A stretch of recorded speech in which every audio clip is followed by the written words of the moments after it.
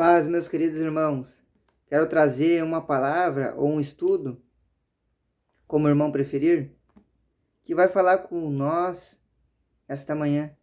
Falou comigo, estava estudando essa palavra. Achei muito interessante para passar para os irmãos. Pegamos a nossa Bíblia e vamos em 1 Coríntios, capítulo 2 e versículo 16, que diz assim: Portanto, quem conheceu a mente do Senhor para que pudesse instruí-lo? Mas nós temos a mente de Cristo.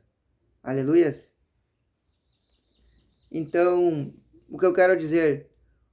O diabo, ele conhece os nossos pensamentos? Uma interrogação.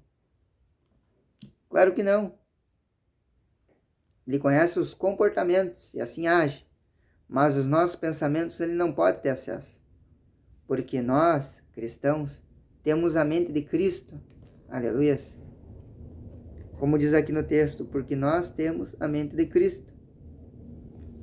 Glória a Deus. Para as pessoas que estão debaixo, da destra do Senhor Jesus, quando vêm ao batismo, aceitam o Espírito da verdade. Bom, vamos então ao foco dessa mensagem. Esse texto nos ensina que ninguém tem acesso à mente de Deus e que nós temos essa mente em nós. Este argumento nos faz concluir que o diabo ele não pode ter acesso aos nossos pensamentos, porque nós não estamos sozinhos, pois a mente de Jesus está em nós também. Bom, os pensamentos, eles provêm do coração. Salmos 26, versículo 2 vai dizer assim: Examina-me, Senhor, e prova-me, e sonda-me os pensamentos do coração. O texto está falando. O coração espiritual é a fonte dos pensamentos do homem.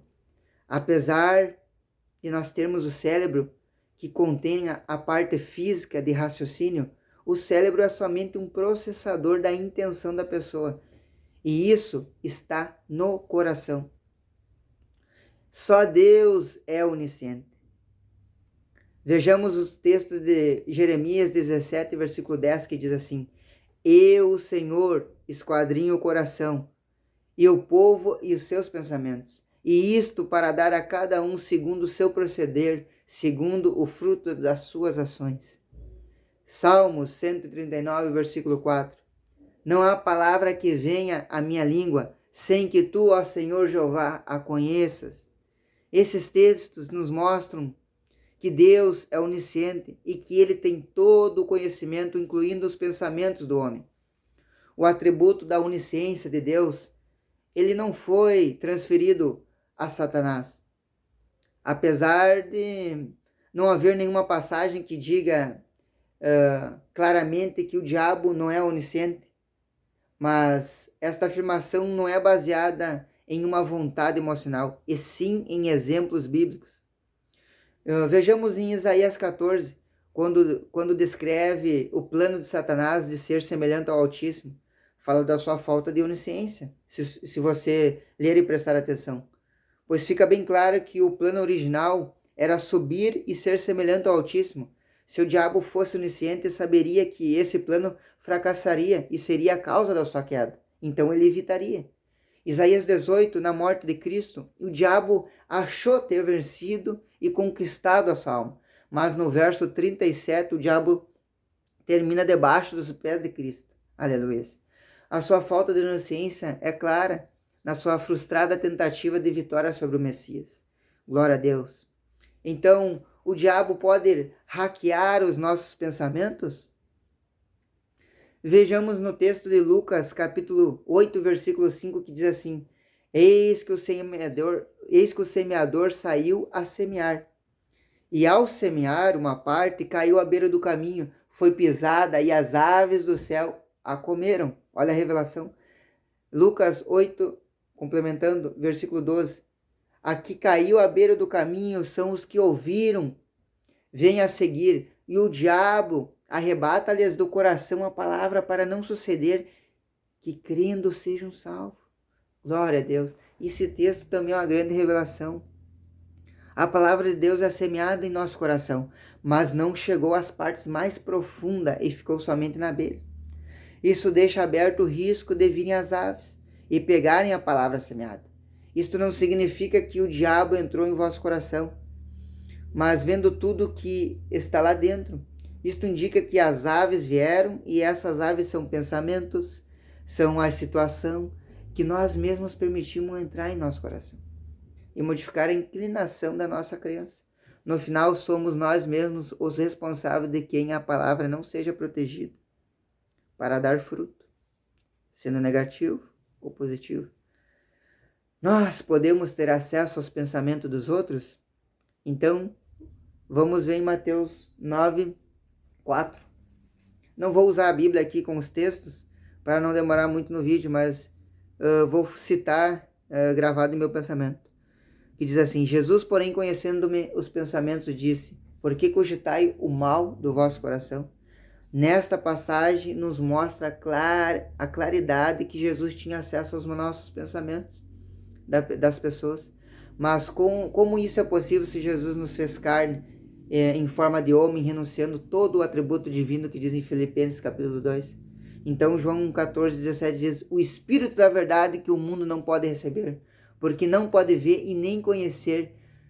Vós conheceis porque ele habita convosco e estará em vós. Que Jesus diz em João 14, 26, mas o Espírito Consolador, o Espírito Santo, a quem o Pai enviará em meu nome, e vos ensinará todas as coisas, e vos fará lembrar de tudo que vos tenho dito. Oh, glória a Deus! Olha aí, ele está dizendo e afirmando. O Espírito Santo, que também é Deus, logo também é onisciente e habita em nós. E se tivermos comunhão com ele, poderemos receber informações para o uso da sua vontade. No caso Jesus, o Espírito Santo estava nele. Logo, toda a informação e onisciência também estava, mas ele só tinha acesso ao que o Pai lhe permitia mostrar. Como Jesus ensinou que nós podemos fazer o que ele fez, nós, através do Espírito Santo, podemos ter discernimento e acesso às informações que Deus nos permite ter, incluindo pensamentos. Olha aí, olha o poder da comunhão com o Espírito Santo. Somente Deus tem acesso aos pensamentos. Vejamos em um exemplo em 1 Reis 8:39, que diz assim: ouve tu nos céus, lugar da tua habitação, perdoa e age e dá a cada um segundo todos os seus caminhos, já que ele conhece o coração, porque tudo,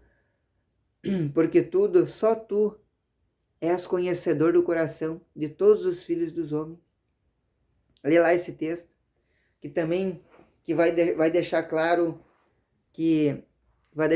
na declaração da exclusividade de Deus em ter acesso ao coração do homem, ou seja, aos pensamentos dele, seja qual for. Os nossos pensamentos estão nele, logo nada pode invadir ele. Aleluia.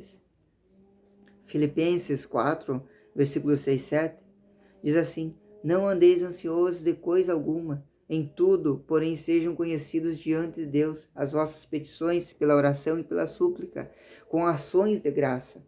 E a paz de Deus, que excede todo o entendimento, guardará o vosso coração e a vossa mente em Cristo Jesus.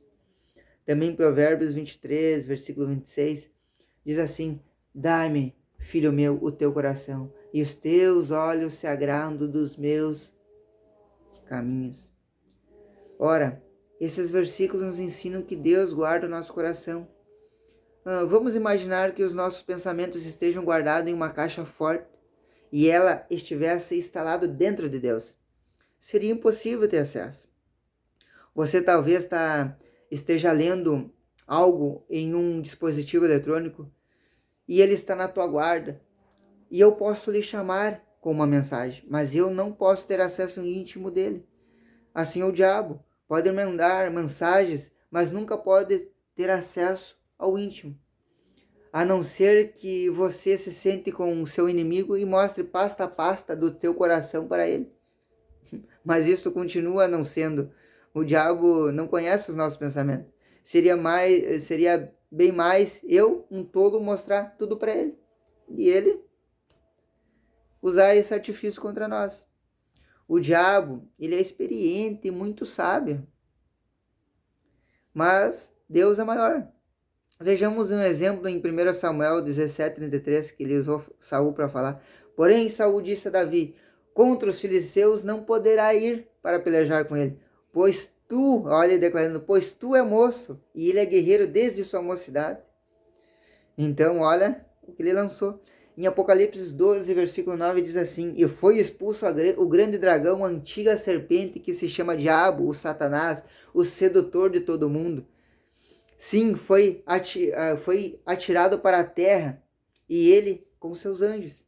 O diabo ele não pode conhecer os pensamentos, mas ele é muito experiente no tema, na leitura corporal. Se um profissional da terra consegue em 1 minuto saber segredos de comportamento e caráter somente vendo uma pessoa, imagina o diabo, que tem mais de 6.000 anos de experiência lidando com o coração corrupto do homem. Ele tem muita experiência. Então, nós como cristãos devemos o quê? Se inclinar a Cristo e ter vigilância diária até vencer todos os combates e ser um vencedor para nós ser salvos. Somente isso. Aleluia. Então eu deixo essa mensagem. Creio que os irmãos entenderam e foi revelado algo a mais em seus corações, abrido um leque, né?